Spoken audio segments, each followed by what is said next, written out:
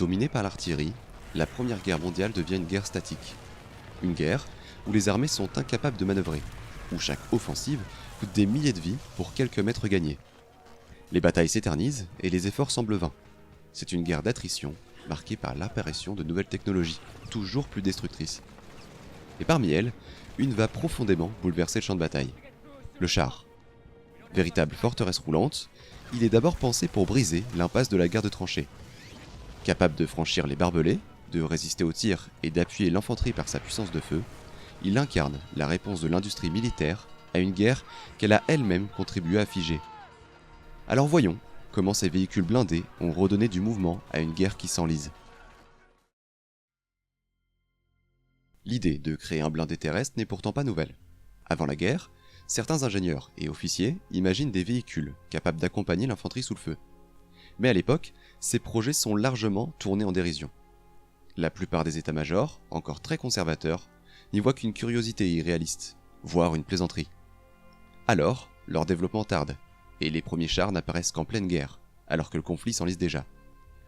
Lorsqu'ils entrent enfin en service, ces engins sont loin de faire l'unanimité. Imparfaits, peu fiables, parfois maladroits, ils n'en représentent pas moins un atout nouveau sur le champ de bataille. Leur objectif est clair, tenter de briser la guerre de tranchées qui s'éternise. Les Britanniques sont les pionniers. En 1916, ils engagent le Mark I lors de la bataille de la Somme. Son développement s'est fait dans le plus grand secret, sous couvert de projets civils, avec un nom de code devenu célèbre, Tank, qui signifie réservoir. Du Mark I au Mark V, plus de 2000 chars sont produits. Il existe en plusieurs versions, le modèle mâle, armé de canons, et le modèle femelle, équipé uniquement de mitrailleuses. Mais ces premiers chars souffrent de nombreux défauts. Ils sont lents, et surtout extrêmement peu fiables, avec un taux de panne très élevé avant même d'atteindre le combat. D'un point de vue stratégique, les Britanniques ne le considèrent pas encore comme une arme décisive, mais comme un outil de rupture ponctuel, destiné à ouvrir la voie à l'infanterie. Pendant ce temps, la France adopte une approche très différente. Elle devient rapidement le premier producteur mondial de chars, avec près de 4000 exemplaires fabriqués durant la guerre. 3 modèles principaux émergent, le Schneider CA1, le Saint-Chamond et surtout le Renault FT. Le premier char employé par l'armée française est aussi le moins connu, le Schneider. Utilisé en 1917, il est conçu pour ouvrir des passages à l'infanterie à travers des réseaux de barbelés et déloger les nids de mitrailleuses.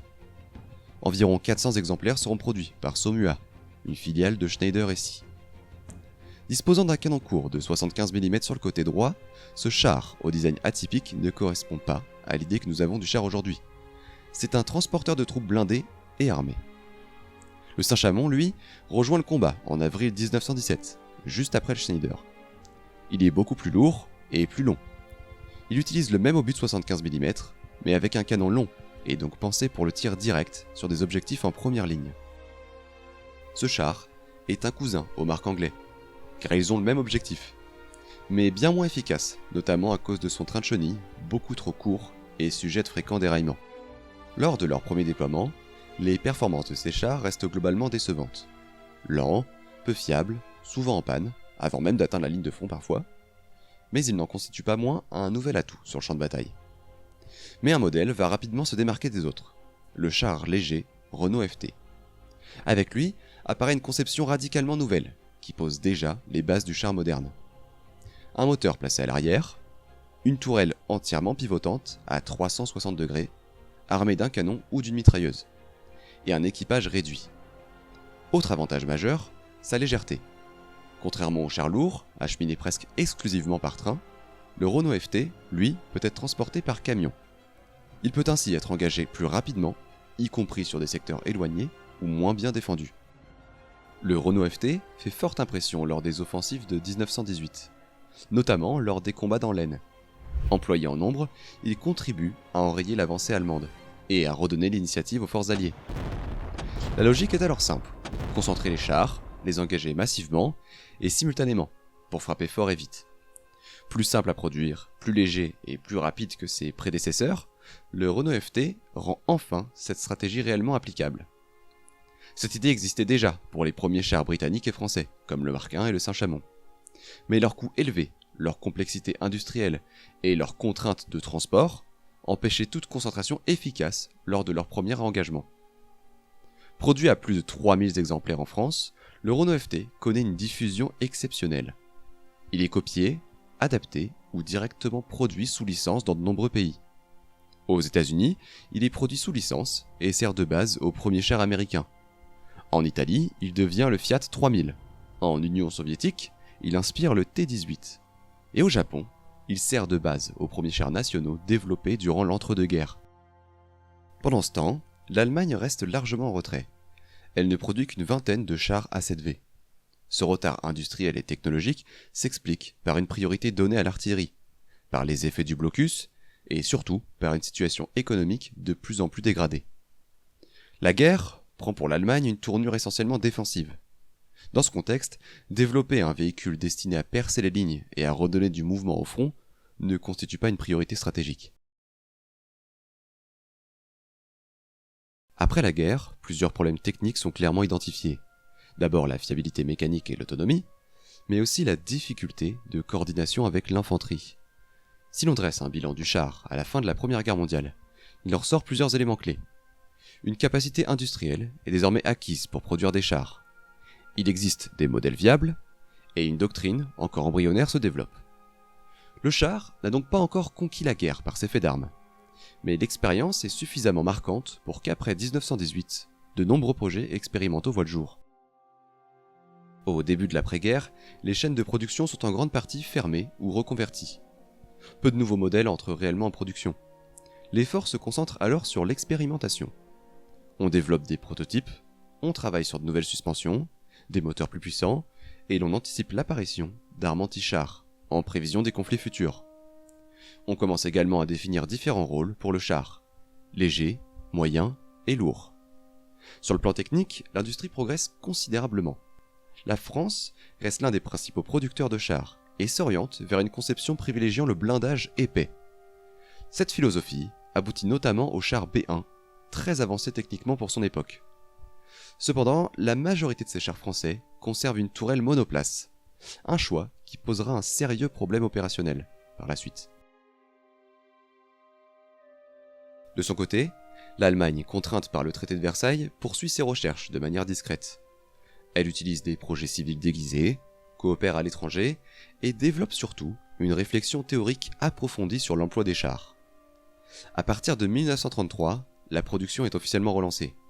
Les Panzer 1, 2 et 3 sortent progressivement des usines. Ils sont systématiquement équipés de radios, contrairement à de nombreux chars français de la même période. Pour terminer, en Union soviétique, dès le début des années 30, on observe une production massive. Les T-26, les chars rapides de la série BT, ainsi qu'un char multitourelle, le T-35, sont produits en grand nombre. Cette production impressionnante se fait toutefois au prix d'une fiabilité encore inégale et d'une formation parfois insuffisante des équipages. Globalement, durant l'entre-deux-guerres, la production de chars change d'échelle. Elle est désormais pensée à un niveau industriel, ce qui implique une standardisation croissante du matériel. L'intégration progressive de la radio va transformer profondément le combat blindé, en offrant un avantage tactique majeur en matière de coordination. Enfin, l'amélioration des moteurs et des suspensions permet l'apparition de chars plus rapides, mieux protégés, et ouvre la voie aux chars lourdement blindés de la Seconde Guerre mondiale. Septembre 1939. Les chars sont prêts, mais pas pour la même guerre. Au déclenchement du conflit, toutes les grandes puissances produisent des chars. Mais pas avec la même logique industrielle, ni avec la même vision stratégique. Nous ne sommes plus dans une phase d'expérimentation. Désormais, la production est directement liée à la doctrine militaire propre à chaque pays. L'Allemagne dispose d'une production fortement standardisée. Ces chars sont conçus sur des bases communes, avec de nombreuses pièces interchangeables. Cette simplicité mécanique facilite la maintenance et permet de remettre rapidement en service des véhicules endommagés. En 1941, l'Allemagne aligne environ 3800 chars. Ce parc est principalement composé de Panzer 1, 2 et 3, des modèles globalement proches sur le plan mécanique. Ils sont faiblement blindés et disposent d'armements variés. Parmi eux, seul le Panzer 3 est initialement conçu pour le combat anti-char. Le Panzer 2 constitue alors la majeure partie des forces blindées allemandes. Commence également à apparaître le Panzer 4, plus lourdement blindé et équipés d'un canon de 75 mm, pensé à l'origine pour l'appui de l'infanterie. Du côté allié, la France produit, entre 1939 et juin 1940, près de 3000 chars. Les principaux modèles sont les R-35, H-35, S-35 et le fameux B-1. Premier problème, ces chars sont très différents les uns des autres. Comparé à la production allemande, la faible standardisation française est flagrante. Cette diversité complique fortement la logistique et les réparations. De plus, une grande partie de ces chars ne disposent pas de radio. La communication repose alors sur des signaux visuels ou sur le suivi du char de commandement, ce qui devient extrêmement difficile en situation de combat. À cela s'ajoute le problème des tourelles monoplaces. Le commandant de char doit à la fois observer, commander, viser, tirer et recharger. Cette surcharge réduit considérablement son efficacité, d'autant plus que l'absence de radio rend le commandement encore plus flou. Sur le plan de l'armement, les canons de 37 mm et de 47 mm peuvent paraître limités dans des duels de chars modernes. Mais il faut garder à l'esprit que la majorité des chars allemands du début de guerre sont des Panzer II, dotés d'un blindage léger, d'environ 15 mm. Face à eux, les chars français sont très bien protégés pour l'époque, environ 43 mm pour les R-35 et jusqu'à 60 mm pour le B-1 bis. Les canons de 20 mm des Panzer II peinent donc à percer ces blindages. En conséquence, malgré leurs défauts, les chars français constituent des adversaires redoutables pour les blindés allemands. En Grande-Bretagne, l'approche est encore différente. L'armée britannique hérite directement de l'expérience de la Première Guerre mondiale et conserve une séparation très stricte des rôles entre les chars. On distingue deux grandes catégories. Les chars d'infanterie, comme le Matilda, conçus pour accompagner les fantassins, et les chars de croisière, plus rapides, destinés à l'exploitation de brèches et la manœuvre. Les chars d'infanterie britanniques sont fortement blindés pour l'époque. Le Matilda II, par exemple, dispose d'un blindage allant jusqu'à 78 mm, ce qui le rend pratiquement invulnérable aux canons anti-chars allemands légers en 1940. Lors de la bataille d'Arras, ces chars encaissent sans difficulté les tirs des Panzer II et des canons de 37 mm, provoquant même un moment de panique dans les rangs allemands. Contrairement aux chars français, les blindés britanniques sont généralement équipés de radios. En revanche, leur doctrine reste rigide. Les chars sont rarement engagés en masse et intégrés à une manœuvre interarmes cohérente, comme le font les Allemands. L'Union soviétique, elle, se lance dans une production massive. En 1941, elle possède le plus grand parc de chars au monde, aux côtés des anciens T-26 et BT. De nouveaux modèles apparaissent, le T-34 et le KV-1. Le T-34, en avance sur son temps, deviendra le char le plus produit de la guerre. Son blindage fortement incliné augmente la protection effective et favorise les ricochets. Il est armé d'un canon de 76 mm, pensé dès l'origine pour le combat anti-char. Le KV-1, quant à lui, est l'un des chars les plus lourdement blindés de son époque, avec des zones de 75 à 100 mm de blindage. Cependant, comme en France, les défauts majeurs résident dans la communication et la logistique. Tous les chars ne sont pas équipés de radio, et la standardisation reste limitée. À cela s'ajoutent les conséquences des purges politiques récentes, qui ont profondément désorganisé le commandement soviétique, et entraînent un manque de formation des équipages. Enfin, du côté américain, quelques modèles sont produits, comme le M2 et le M3 Lee, mais les États-Unis ne sont pas encore pleinement engagés dans la guerre. Ainsi, au début du conflit, les chars constituent un atout majeur pour l'Allemagne. Ils permettent une victoire rapide en Pologne, grâce à l'emploi massif de blindés rapides, soutenus par une coordination efficace. En France, la situation est très différente.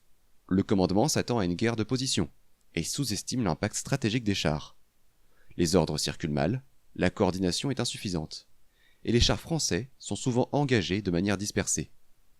À l'issue de cette première phase de la guerre, une chose apparaît clairement. La doctrine allemande fondée sur la vitesse, la coordination et la concentration des chars est efficace. Mais cette efficacité ne repose pas uniquement sur la qualité des blindés. Elle repose avant tout sur une stratégie et une organisation adaptées à cette nouvelle arme. À partir de 1942, la guerre ne se gagne plus par des campagnes rapides. Le conflit change d'échelle et retrouve une dimension industrielle comparable à celle de la Première Guerre mondiale.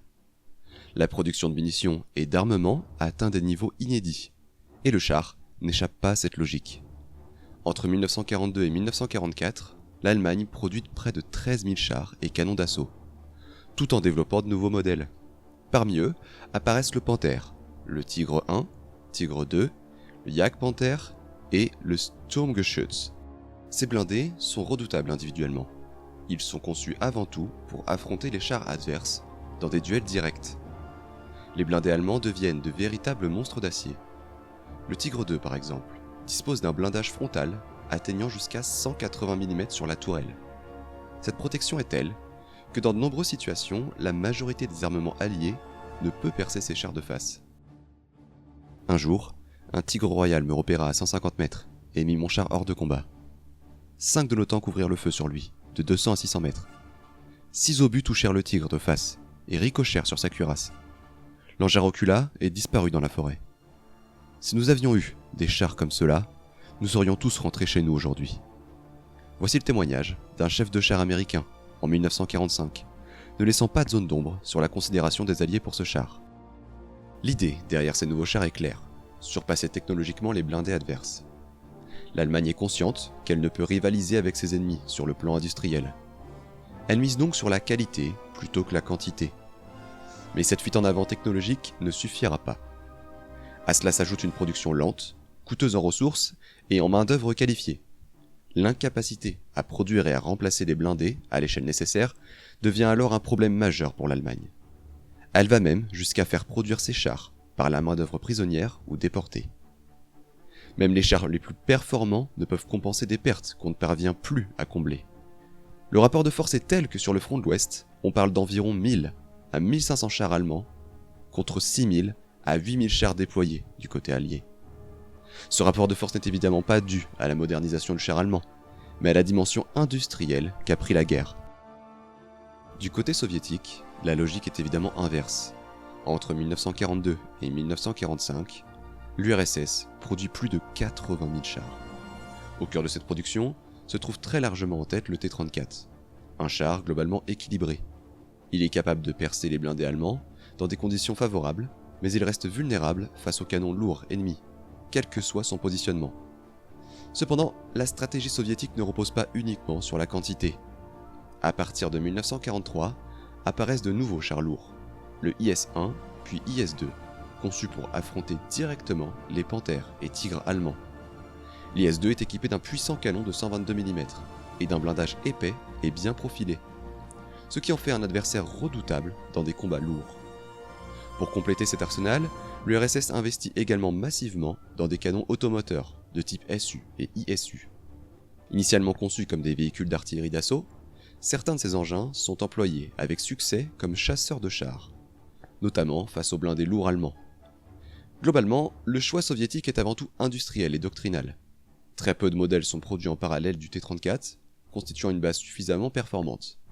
Disponible en grand nombre, simple à produire, facile à remplacer et présent sur tous les fronts, il s'impose comme un choix stratégique efficace. Même si ce succès se paie souvent au prix fort pour les équipages. Du côté américain, l'hésitation politique est terminée.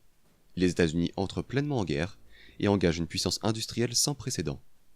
Entre 1942 et 1945, ils produisent environ 88 000 chars, soit davantage encore que l'Union soviétique. Le cœur de cette production est le M4 Sherman. Comme en URSS, la philosophie est avant tout industrielle. Standardisation poussée à l'extrême, facilité de maintenance et production en très grande série. À l'image du T-34, le Sherman est loin d'être supérieur au nouveau char allemand, mais il est disponible partout, rapidement réparé et presque toujours appuyé par l'artillerie et l'aviation. Sur le terrain, les Sherman opèrent rarement seuls, ils se déplacent en groupe et se retrouvent fréquemment en supériorité numérique face aux blindés allemands. S'ils peinent à percer de face un Tigre ou un Panther, les flancs et l'arrière restent vulnérables. Dans ces conditions, les équipages allemands sont souvent contraints de se replier. Et vers la fin de la guerre, les États-Unis développent également un char lourd moderne, le M26 Pershing. Très peu engagé en Europe, il est néanmoins associé à l'un des duels de chars les plus célèbres du conflit, face à un Panther à Cologne. Un affrontement filmé par un journaliste de guerre et largement diffusé après le conflit. Au final, la doctrine américaine se révèle proche de celle de l'Union soviétique. La victoire repose moins sur la supériorité individuelle des chars que sur la production de masse, la logistique et la coordination inter-armes. Au Royaume-Uni, la production atteint environ 27 000 chars, mais apparaît progressivement une dépendance croissante à la production américaine, nécessaire pour soutenir l'effort de guerre. 5 modèles majeurs se distinguent: le Crusader, le Valentine, le Comet, le Churchill et le Cromwell. Parmi eux, le Cromwell et le Churchill deviennent les plus représentatifs des chars britanniques. Le Cromwell est un char moyen, rapide et mobile, équipé d'un canon de 75 mm, correct pour son calibre. Il se montre efficace contre les Panzer IV, mais atteint rapidement ses limites face aux nouveaux chars allemands, plus lourdement blindés. Le Churchill, à l'inverse, est un char lourd, conçu pour assister directement l'infanterie, un rôle hérité de la Première Guerre mondiale, et qui tend progressivement à disparaître. Un char d'infanterie est généralement lourdement blindé, il avance au rythme des soldats à pied, et leur sert de protection mobile. Ce rôle a eu son importance pour modifier localement le rythme des combats, en permettant de progresser sous le feu ennemi. Mais avec l'importance croissante que prend le char au cours de la guerre, les armes anti-chars d'infanterie se développent rapidement. Le rôle de char lourd accompagnateur devient alors de plus en plus coûteux et risqué, face à une infanterie désormais capable de détruire un blindé à courte portée. Le Royaume-Uni dispose également du Sherman Firefly, un char américain équipé d'un canon britannique, l'ordonnance QF 17 Pounder, l'un des meilleurs canons anti-chars de la Seconde Guerre mondiale. Par ailleurs, à cette époque, les Britanniques investissent fortement dans la recherche et le développement de nouveaux projectiles anti-chars, un domaine dans lequel ils vont se distinguer durablement. Maintenant que vous avez une vue d'ensemble du paysage blindé, on observe une nette évolution dans la conception des chars. Le blindage progresse fortement, notamment avec l'apparition de blindages profilés, pensés en priorité pour résister aux attaques frontales. En revanche, les chars lourdement blindés, de manière uniforme, héritiers des doctrines de soutien de l'infanterie, tendent à reculer, ou voir leur rôle complètement transformé. Des modèles comme le B1 bis disparaissent, tandis que le KV1 est progressivement remplacé par des conceptions plus adaptées aux nouvelles réalités du combat. Plusieurs raisons expliquent cette évolution. La première est évidente, le coût élevé de ces engins, tant à la production qu'à la maintenance. À cela s'ajoute le ravitaillement, ces chars étant plus lourds et beaucoup plus gourmands en carburant. Mais ce n'est pas leur seule limite. Au cours de la guerre, les chars font forte impression et prouvent pleinement leur efficacité sur le champ de bataille. En réaction, le développement d'armes spécifiques conçues pour contrer ces véhicules blindés s'accélère à son tour, marquant une nouvelle étape dans l'escalade technologique du conflit. Au début de la guerre, de 39 à 41, l'infanterie utilise des fusils anti-chars, le Boys des Britanniques et le PTRS pour l'URSS. Des fusils d'un calibre de 14 mm en moyenne, très puissants et donc capables de percer un blindage d'environ 23 mm pour le fusil anglais et 40 mm pour le russe. Mais il ne fallait pas tirer à plus de 100 mètres. De plus, le projectile étant fin, il n'inflige que peu de dégâts après la pénétration. Alors il fallait être précis et viser les endroits où l'équipage se trouvait, tout en priant pour que le coup traverse, et le tout à moins de 100 mètres du véhicule. Bon, je pense que je n'ai pas besoin de vous préciser pourquoi c'était pas très efficace. Mais en 1940, commence à apparaître une nouvelle technologie, la HIT. Un projectile avec une charge explosive, concentrée sur un jet métallique, hautement perce-armure et efficace même à basse vitesse. Pour résumer le principe simplement, imaginons un fusil anti-char, tirant sur un char à une distance de 200 mètres. Avec la distance parcourue, le projectile perd en vitesse, et n'a plus assez de puissance pour passer le blindage. La solution ? Un fusil qui tire un fusil. Ainsi, le premier fusil tire pour que le deuxième puisse tirer à bout portant. Bon, l'image est très caricaturale, mais décrit plutôt bien le principe. Le projectile HIT, quand il atteint sa cible, explose, en projetant avec une très grande force un jet d'acier contre la cible. Hautement perce-armure, il souffre du défaut du fusil anti-char. Le projectile qui perce est fin, et donc inflige moins de dégâts après la pénétration qu'un obus classique. Il faudra donc viser les endroits critiques du char. Cette innovation permet le développement d'armes anti-chars portables extrêmement efficaces pour l'infanterie. Le Panzerfaust ou Panzerschreck, côté allemand, et le fameux bazooka, côté américain. Ces armes redonnent un rôle central à l'infanterie, et rendent les zones urbaines particulièrement dangereuses pour les chars, qui sont contraints d'opérer sans soutien rapproché. En race campagne, c'est encore différent. Les armées disposent de canons anti-chars tractés de plus en plus puissants. Mais ils sont peu mobiles et vulnérables à l'artillerie ou l'aviation. Pour pallier à ce problème, apparaissent des véhicules anti-chars motorisés, le Stug 3 et les Jagdpanzer allemands, ou encore les M10 et M18 Hellcat américains. Ces véhicules sont généralement moins blindés, souvent protégés uniquement de face, mais armés de canons capables de détruire des chars bien plus coûteux qu'eux. On observe alors une différence nette de doctrine. Les chasseurs de chars américains, très mobiles, pensés pour la contre-attaque rapide, et les chasseurs de chars allemands, lourdement armés et blindés frontalement, adaptés à une guerre désormais défensive. Les projectiles des chars ne sont d'ailleurs pas en reste. Premièrement, les chars utilisent principalement deux grandes familles d'obus, les HE, High Explosive, et AP, Armor Piercing. Le HE est creux, avec une charge explosive en son sein, conçu pour exploser à l'impact. Il est particulièrement efficace contre l'infanterie, les fortifications légères et les véhicules peu blindés. Mais son pouvoir de pénétration contre un char reste très limité. Cependant, lorsqu'il est très puissant, il peut par effet de surpression assommer l'équipage, ou pire. L'air se comprime d'un seul coup dans le char, car elle est chassée par l'explosion, créant ainsi une surpression momentanée. Mais ce phénomène concerne surtout des obus de très gros calibre, bien supérieurs à ceux dont sont équipés les chars. L'obus AP, quant à lui, est un projectile plein, lourd, et doté d'un profilage classique. Il est conçu pour percer le blindage par énergie cinétique. Sa capacité de pénétration dépend avant tout de sa vitesse à l'impact, même si sa masse joue également un rôle. C'est dans ce contexte que l'obus HIT trouve naturellement sa place sur les chars. Grâce à sa charge creuse, il permet même à des canons devenus obsolètes de rester capables de détruire des chars plus récents, indépendamment de la distance. Pour expliquer la suite, voyons comment interagit un obus AP avec un blindage. Pour commencer, face à un blindage perpendiculaire à l'obus. À l'impact, le projectile et le blindage se déforment violemment tous les deux. Si l'obus est suffisamment résistant et rapide, il parvient à traverser le blindage. Si l'on parle uniquement en théorie, la vitesse est le facteur principal de perforation, bien plus que le calibre seul.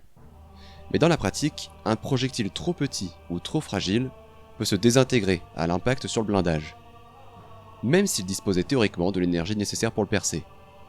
C'est notamment pour cette raison que l'on observe durant cette période une augmentation progressive des calibres et une amélioration de la qualité des projectiles.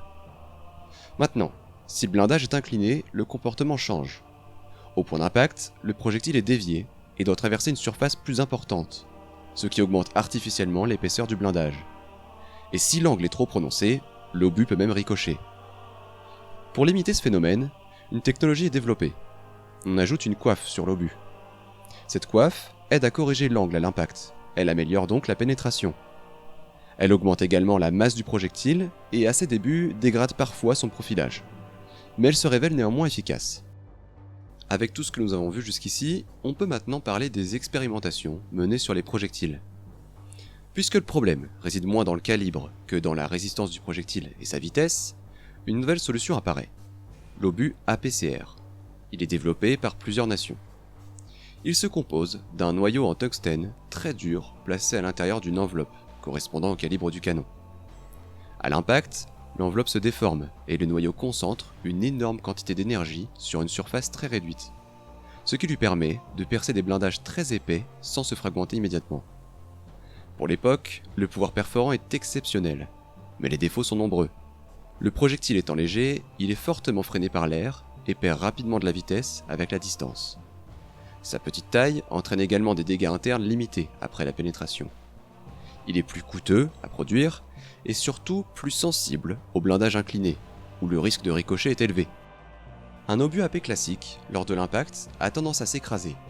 La pointe commence à percer le blindage, puis le reste de la matière s'engouffre dans l'ouverture avec l'énergie restante. Dans le cas de la PCR, l'enveloppe se déforme également, mais comme le projectile est composé en deux parties, cette déformation a tendance à désaxer le noyau, ce qui augmente les risques de ricochet sur les surfaces inclinées. Ce problème sera en grande partie corrigé plus tard avec l'APDS, un projectile similaire, mais dont l'enveloppe, appelée cette fois-ci un sabot, se sépare à la sortie du canon. Cette technologie apparaît tardivement, en 1944, et reste peu utilisée durant la Seconde Guerre mondiale. Elle sera en revanche largement exploitée après-guerre, et évoluera plus tard en AP-FSDS, la munition anti-char encore utilisée aujourd'hui. Mais là, on s'engouffre dans un autre sujet. Alors finalement, on a vu qu'en 1914, la guerre s'enlise. Les armées sont figées, paralysées par la puissance du feu, et le char naît alors comme une tentative presque désespérée pour redonner du mouvement à une guerre devenue immobile. Mais ce que nous avons vu, c'est que le blindé ne suffit jamais à lui seul. En 1916, la doctrine est encore timide et on ne sait pas encore comment intégrer le char efficacement aux stratégies. En 1940, en revanche, il est intégré à une stratégie globale très efficace et surprenante. Et enfin, en 1945, il s'inscrit dans une guerre industrielle totale où la capacité de production et de remplacement devient souvent plus déterminante que la qualité individuelle du matériel. Finalement, le char a surtout forcé les armées à repenser la guerre et a réussi, pendant un bref instant, à changer la tendance. Mais si on regarde la fin de la Seconde Guerre mondiale et d'autres conflits plus récents, on se rend compte que le char a simplement transformé la guerre de position, où le mouvement est maintenant possible, mais jamais gratuit.